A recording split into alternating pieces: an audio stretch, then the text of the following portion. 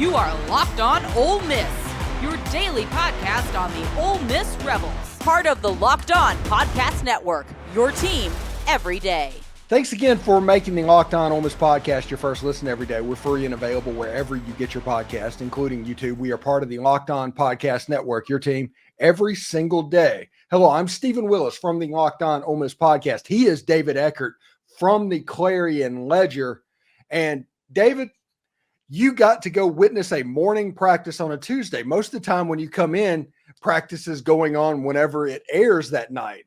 We're recording before you go out there. So this is kind of the first time that we've had a practice where you could actually look and see what's going on. So obviously in those 5 periods that you get to see of stretching and all of that stuff, you were able to make some very big, very profound visuals in this day. I don't know. Yeah, of course. You know, we know exactly how many games Ole Miss is going to win. I know how many yards Rashad Amos is going to run for. I know what Lane Kiffin drinks before he goes to bed. You know, definitely Coke. It has to be Coca-Cola. Yeah, absolutely. 100%. God. Which, by the way, that was incredibly weird to me because that Coke bottle just isn't sitting on there. There's a reason it's there. Yep. Yeah, he was maybe not his best. He maybe did not use his best judgment in that moment. But yeah, there's some folks in the Ole Miss branding department that I'm sure are running around trying to maintain some relationships, and the SEC's branding department. So Yeah, absolutely crazy. But the important thing is that camp is actually coming to a close, and we were able to see practice. What stood out from practice today? What were your impressions of today? Yeah, usually, you know, Steven, when I come on here, I just talk about who's doing what, because that's really, to me, what the value that I get out of this time. So, didn't see Jerquan Scott, which is noteworthy. He had been. I think up until today, for pretty much every team period, he had been the center that we've seen. So didn't see him out there. Juice Wells seems to have moved to a different stage of injury recovery. He was usually, when we get there, they have a section of the practice field that's kind of squared off for they've got bikes and other funky stuff over there for the injured guys. And usually that's where Juice Wells is, but he's still in his black no contact jersey, but he was off doing some individual drills instead of being sequestered over in that part of the field. So that's a good sign if you're an Ole Miss fan.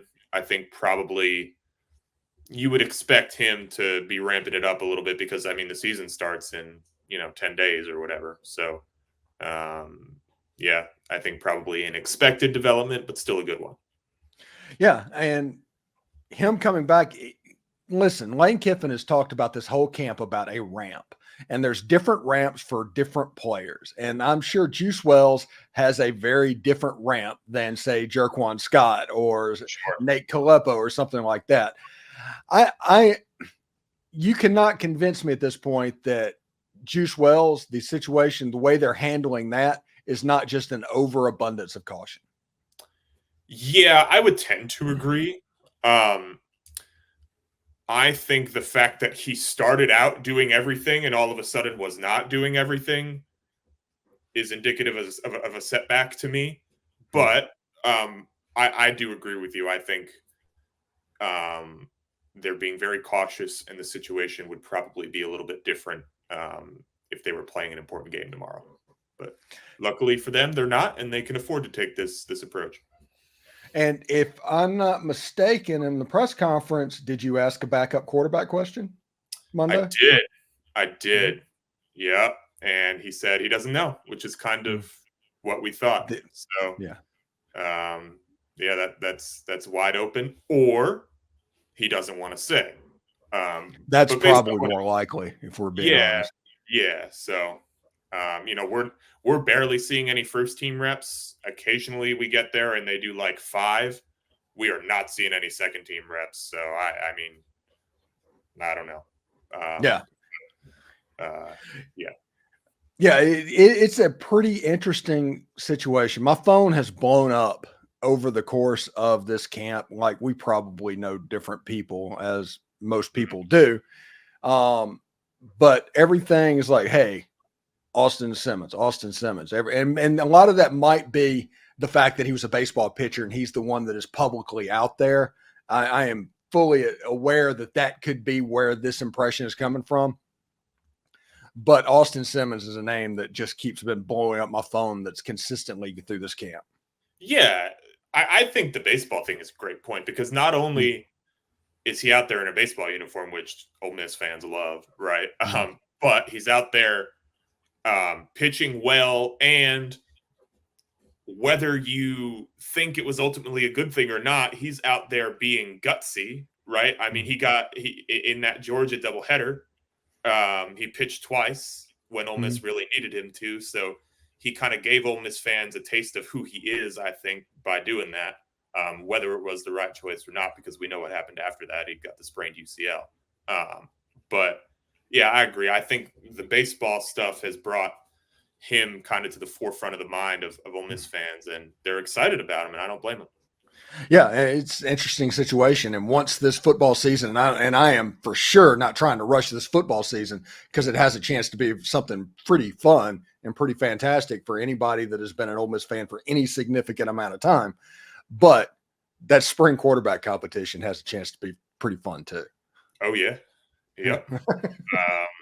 And, again, every time we talk about this, we say it like, I would guess it's probably safe to say that Lane is going to evaluate his options in the portal at that position, like he does every year at every spot. So we'll see if it ends up just being Walker Howard versus Austin Simmons, or if there's a third name that gets included in that. But yeah, it's a really important question to answer. And when we finally either get some practice viewing that does answer it, or get to see some, a depth chart, I'll be really interested to see which way that goes. And looking, when the quarterback competition happens, I fully anticipate this is the way I think this is going to work out. And this is why I think Lane is going to be playing this year very close to the vest, is whoever doesn't win the quarterback competition is gone between. Yeah, right. That is gone.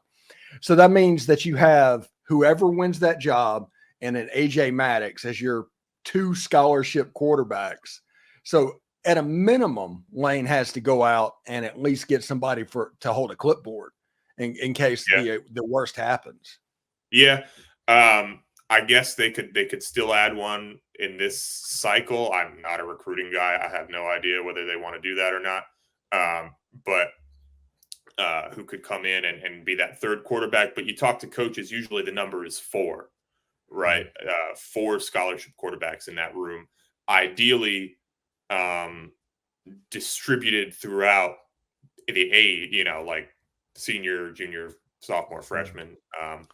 So they've got some additions to make there for sure, if it plays out that way. Thanks again for making the Locked On Ole Miss podcast your first listen every day. When we come back, we will get David's thoughts on fall camp, just like we kind of already have as well. But we will do that some more. Anyway, it's summertime, which means it is barbecue season. So stock up on all your grilling favorites and earn cash back on every single purchase when you use Ibotta. So you won't have to choose between burgers and hot dogs. You can get both. Ibotta is a free app that lets you earn cash back every time you shop. You can earn hundreds of dollars on items from groceries to beauty supplies to even toys. You can make sure you're beating inflation no matter what you're purchasing.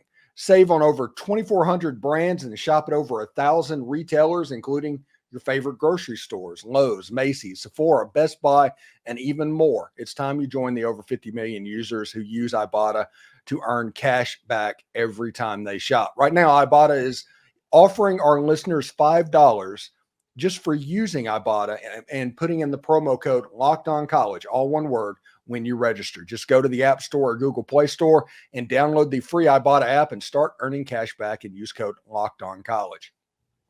That's IBOTTA in the Google Play or App Store, or use code LOCKEDONCollege. You've heard us talk about FanDuel. It's America's #1 sports book. Well, we have something a little bit different for you. Now through September 22nd, all FanDuel customers can bet $5 and get 3 weeks free trial of the NFL Sunday ticket package from YouTube and YouTube TV. That is when you, with a YouTube TV base plan, you'll be able to watch every regular season Sunday afternoon at a market game. All you need is a Google account and a current form of payment, and you can cancel at any time.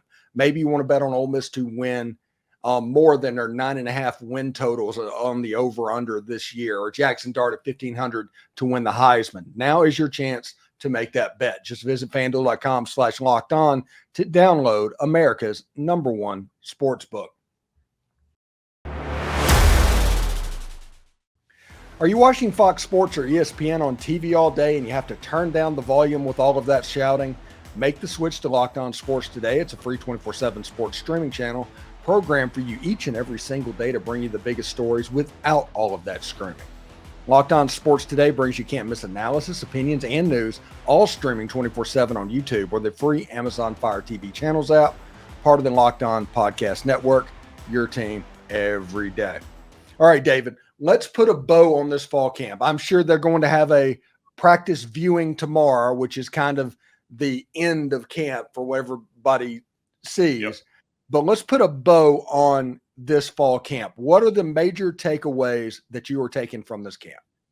Yeah, we just talked about one, which is the backup quarterback situation.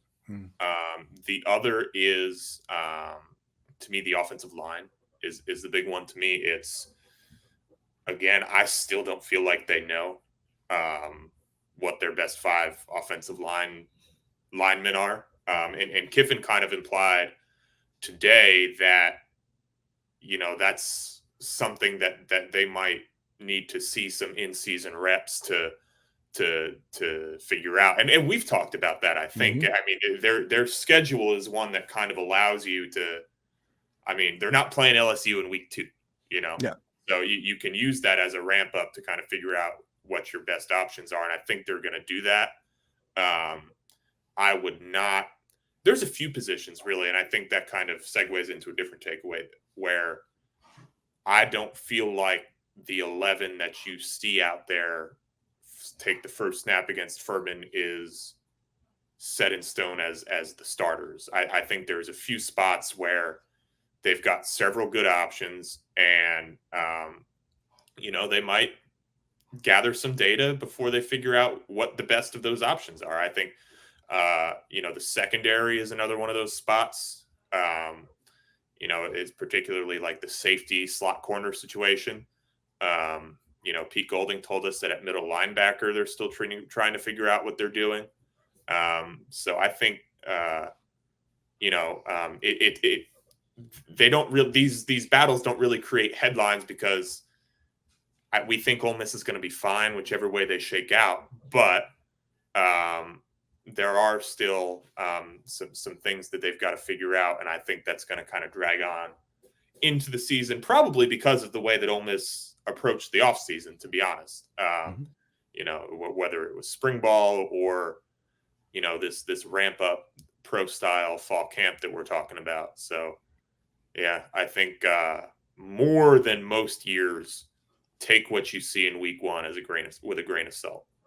Yeah, and Lane Kiffin is just, every coach is scared of the spring transfer portal window. Yep. And because of that, Ole Miss was a little bit behind getting into fall camp. And what you see is Ole Miss trying to play catch up because coaches are notorious slow decision makers. Yeah. I wonder if some more folks are going to maybe adapt to what Lane did this spring. I'll be interested. If he wins. Yeah. But I think it's fair to say that it worked, Steven, because of, who left, who did, so it worked and it did what he wanted to do. You don't have the other data point of, did it get you ready for the regular season? You're still waiting to see that. It worked in the sense that they did not lose any major contributors in the spring, but I guess you do Yeah. kind of have to play wait and see based on what happens down the line. And again, Ole Miss's schedule leads to them be able to do this. It's not like USC having to play LSU in week 1.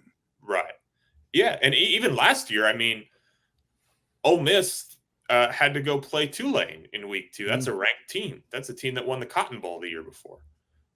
So I don't know. I think that I know that with Tulane game last year is way scarier than going to play Wake Forest.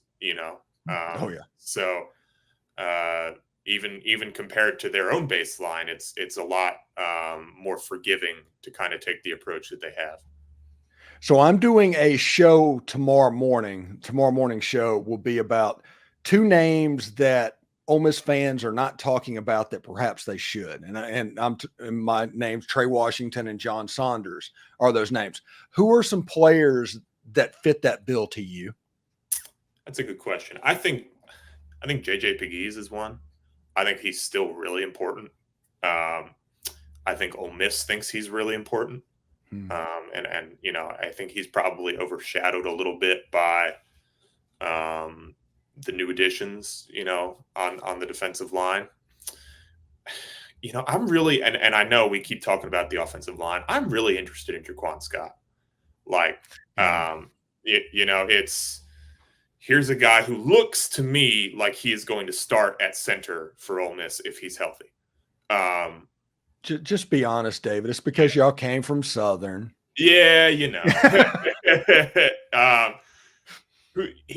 gonna start at center, and he hasn't played a whole lot of center. He's moving up a level with respect to my Sun Belt friends, and he's going to play a position that he hasn't really played. So that's really interesting to me. So those would be my 2 that I would pick. I think there's a realistic chance, I think, that Diego Pounds is at left tackle, Nate Kalepo is at left guard, center is Jerquan Scott, right guard is Julius Buelow, or right tackle. 4 out of 5 offensive linemen could be changed out. I would not. Yeah, I don't know that would be the one that I pick, but I think it's definitely a non-zero chance for sure. Yeah.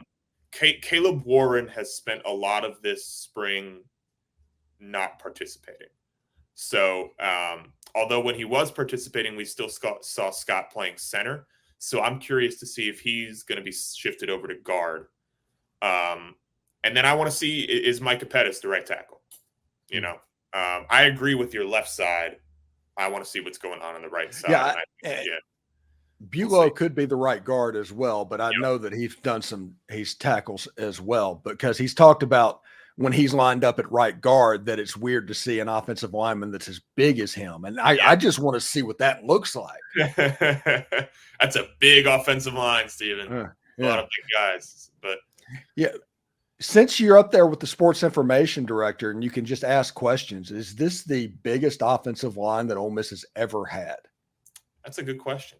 It's funny. I'll have to ask. I put I'll give a shout out to Tyler, one of the SIDs. I asked him about sacks because I was writing a story about team records, and I asked him about team sacks, which are not listed in the media guide that they give us with all the stats. And I sent him on this poor man on a 2-hour rabbit hole for trying to find team sack totals that didn't exist. And Ole Miss fans have no idea the work that those people put in. They're amazing. And the detail. And it was just this thing. I mean, it was a subhead in a story that wasn't really that important. But was it 92? No, it was actually, I think it was 2021. There were a bunch of years that that was Sam Williams year, wasn't it? It was. Hang on, let me pull up the story. Yeah, but there were a bunch of years that were inconclusive because they couldn't attest to the quality of the stat keeping that had come before them. So it was just a mess. So hang on. Yep, 2021. Okay. So, that is interesting. Let's see, what is that? That would have been DJ Durkin. Yep. and that group. Okay. But that would make sense because Sam Williams, I think, set the record for sacks that year. Yep. So. But that also like Ben Williams, they didn't even keep the stat statistic back whenever he played. Yeah, the NCAA started keeping official stats for sacks in 1983. So anything before that doesn't exist. Sorry. Yeah.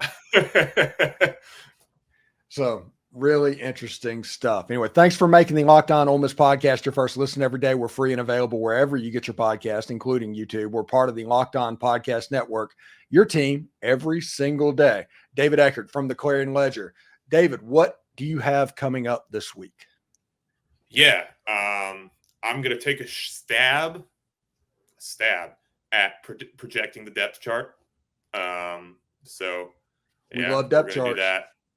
Yeah, I know. I think that'll be out Thursday.